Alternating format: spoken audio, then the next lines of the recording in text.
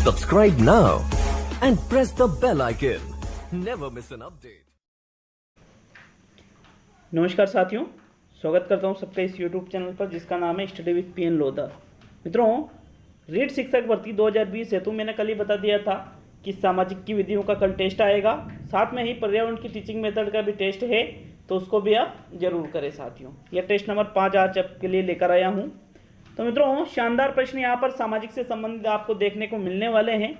आपका पहला प्रश्न आता है, विद्यालय को समाज का लघु रूप किसने बताया? जॉन डीवी ने, अरस्तु ने, प्लेटो ने और महात्मा गांधी ने।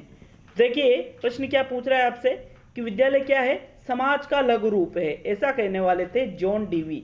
जॉन डीवी को जॉन ड्यूवी के नाम से भी जाना जाता है। मतलब यहाँ पर आपका प्रथम विकल्प सही है प्रश्न नंबर 1 में।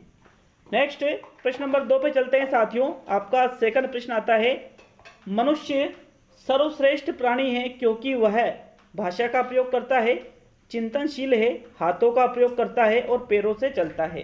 साथियों देखिए, ये जो टेस्ट है इसमें प्रच्छा परीक्षण जो है उससे संबंधित भी मैं कुछ क्वेश्चन लाया हूं, तो उनको भी आप जरूर करें। मनुष्य सर्वश्रेष्ठ प्राणी इसलिए साथियों क्योंकि वह क्या है? चिंतनशील है।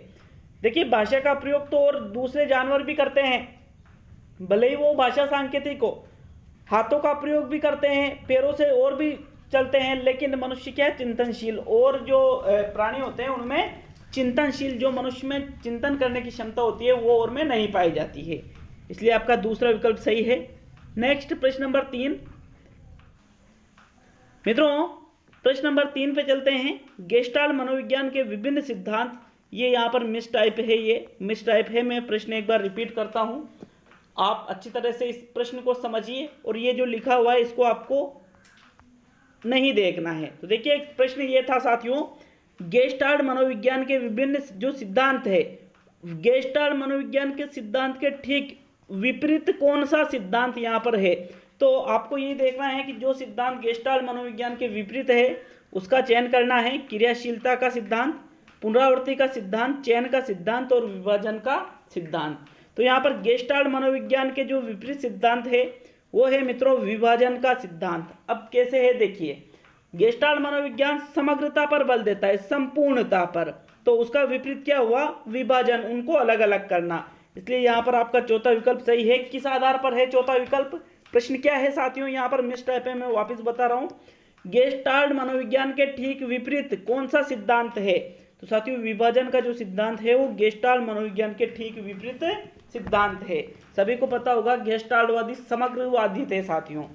चौथा विकल्प सही है तीसरे प्रश्न में।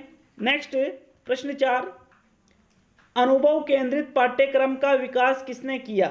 स्पेंसर ने, एंडरसन ने, जॉन डीवी ने और हर्बर्ट ने। तो मित्रों, अनुभव केंद्रित पाठ्यक्रम का जो विकास किया वो थे आपके सर जॉन डीवी। आपका तीसरा विकल्प सही है प्रश्न नंबर 4 में भी। ये भी बहुत इंपॉर्टेंट क्वेश्चन है, आप इसको अच्छी तरह से याद रखिए साथियों। नेक्स्ट प्रश्न नंबर 5 पे चलते हैं। आपके 5वां प्रश्न है, सामाजिक अध्ययन का विषय किस सिद्धांत पर आधारित है? कि ज्ञान एक इकाई है, ज्ञान समाज का आधार है, ज्ञानहीन मानव सामाजिक नहीं है और इनमें से कोई नहीं।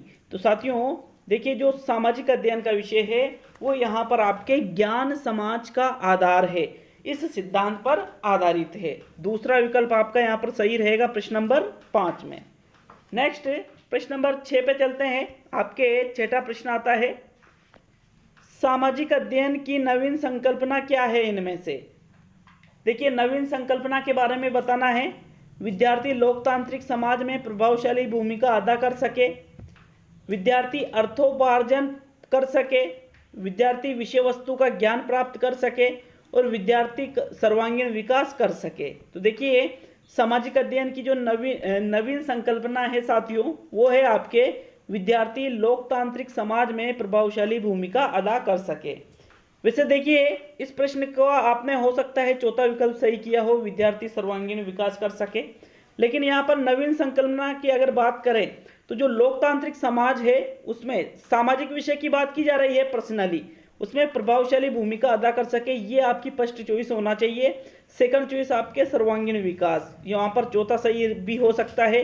आप बिल्कुल हमें कमेंट करके बताएं कि आपकी फर्स्ट चॉइस 4 रहेगा या प्रथम रहेगा, जरूर कमेंट करके जाए साथियों प्रश्न नंबर 6 में। नेक्स्ट प्रश्न नंबर 7 पे चलते हैं। आपके 7वां प्रश्न है, सामाजिक अध्ययन का क्षेत्र है, सभी देशों का अध्ययन इसमें किया जाता है, सभी समाजों का अध्ययन इसमें किया जाता है, सभी विषयों का अध्ययन इसमें किया जाता है, या मानव जीवन की संपूर्णता में समग्रता का अध्ययन किया जाता है। तो साथियों सामाजिक अध्ययन का जो क्षेत्र है वो आपके मानव जीवन की संपूर्णता में समग्रता का अध्ययन किया जाता है। आपका यहाँ पर चौथा विकल्प सही रहेगा प्रश्न नंबर 7 में। अगला प्रश्न नंबर 8, आपके 8वां प्रश्न है, आनुभाविक साक्ष्य आधारित होते हैं किताबों पर, खेलकूद पर, फिल्मों पर और अनुभव पर। तो यहाँ पर तो ये तो सीधा सा प्रश्न है, यहाँ पर डायरेक्टली आप आंसर बता सकते हो कि भाई जो आनुभाविक साक्ष्य है वो किस पर आधारित होते हैं, अनुभव पर आधारित होते हैं। यहाँ पर भी आपका चौथा विकल्प ही सही रहेगा साथियों प्रश्न नंबर 8 में। नेक्स्ट प्रश्न नंबर 9 पे चलते हैं। आपका 9वां प्रश्न है, परीक्षा पद्धति का प्रारंभ कब हुआ। बहुत इंपॉर्टेंट क्वेश्चन है साथियों ये। 1962, 1965, 1966 और 1976। तो परीक्षा पद्धति के आरंभ की यदि बात करें तो इसका आरंभ हुआ है साथियों सन 1962 में। आपका प्रथम विकल्प सही रहेगा, आप इसको लिख सकते हो अगर आपको ये पहले से पता नहीं था तो, और अगर पता था तो बहुत अच्छी बात है साथियों। नेक्स्ट प्रश्न नंबर 10 पे चलते हैं। आपके 10वां प्रश्न है, रिचर्ड सकमेन का परीक्षा मॉडल है आगमनात्मक, निगमनात्मक, एक व दोनों और इनमें से कोई नहीं। तो साथियों रिचर्ड सकमेन ने जो परीक्षा मॉडल दिया है वो है आपके आगमनात्मक। प्रथम विकल्प सही है। तो मित्रों याद रखना है आपको ये भी कि रिचर्ड सकमेन के द्वारा जो परीक्षा मॉडल दिया है वो कैसा है, आगमनात्मक। अगले प्रश्न की ओर बढ़ेंगे मित्रों। प्रश्न नंबर 11, याद रखिए संडे के दिन सभी विषयों का टेस्ट है, संपूर्ण 150 प्रश्नों का। बहुत ही शानदार क्वेश्चन उसमें लेकर आ रहा हूं आपके लिए। लगभग 5 से 6 दिन में टेस्ट बन रहा है साथियों। तो देखिए 5 से 6 दिन की मेहनत है, रोज रोज 30-40 क्वेश्चन अलग से इंपॉर्टेंट क्वेश्चन छांट कर आपके लिए लेकर आ रहे हैं। तो उस टेस्ट को जरूर अटेंड करें साथियों।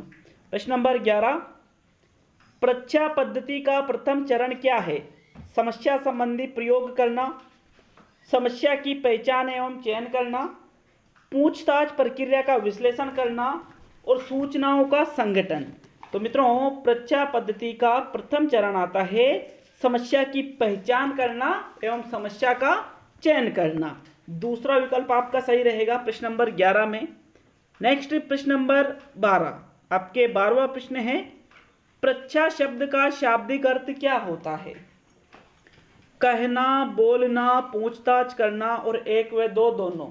तो जो परीक्षा शब्द है उसका शाब्दिक अर्थ आपके होता है पूछताछ करना। विकल्प नंबर 3 प्रश्न नंबर 12 में आपका सही है साथियों। नेक्स्ट, अच्छा इसको भी विशेष तौर पे आपको याद रखना है, परीक्षा का सीधा सा मतलब क्या हो जाता है, पूछताछ करना। प्रश्न नंबर 13 पे चलते हैं। आपके 13वां प्रश्न है मित्रों, परीक्षा प्रतिमान संरचना का अंतिम पद कौन सा होता है। खोजबीन करना, विश्लेषण एवं निष्कर्ष निकालना, समस्या का प्रस्तुतिकरण और परीक्षा। तो साथियों प्रस्तुतिकरण तो अंतिम हो ही नहीं सकता, खोजबीन भी अंतिम नहीं हो सकता, परीक्षा पद अंतिम नहीं है, क्या होता है, विश्लेषण एवं निष्कर्ष। विकल्प नंबर 2 प्रश्न नंबर 13 में सही है। नेक्स्ट प्रश्न नंबर 14, आपके 14वां प्रश्न है, पर्यवेक्षित अध्ययन विधि के कितने सोपान हैं। प्रस्तावना, पाठ्य पुस्तक का चुनाव, शिक्षक द्वारा निरीक्षण और उपरोक्त सभी। तो साथियों देखिए पर्यवेक्षित अध्ययन विधि में प्रस्तावना भी करते हैं, पाठ्य पुस्तक का चुनाव भी करते हैं, शिक्षक द्वारा निरीक्षण भी इसमें किया जाता है, मतलब उपरोक्त सभी वाला जो विकल्प है प्रश्न 14 में वो आपका सही आंसर रहेगा। नेक्स्ट प्रश्न 15 और आज का अंतिम प्रश्न मित्रों, प्रश्न 15 है, किसी परिस्थिति में समस्या तब उत्पन्न होती है जब कार्य संपादन में कठिनाई का आभास हो। यह किसने कहा है। योकम और सिम्पसन का कथन है, जॉन डीवी का कथन है, गेट्स का कथन है और रदरफोर्ड का कथन है। तो साथियों उपरोक्त जो कथन कहा गया है ये कहा गया है योकन और सिम्पसन के द्वारा। प्रथम विकल्प प्रश्न नंबर 15 में सही है। तो कमेंट करके जाए कितने प्रश्न सही है, और ये भी बताए किसी प्रश्न पर डाउट हो तो आप वो भी आप कमेंट बॉक्स में कमेंट कर सकते हो साथियों।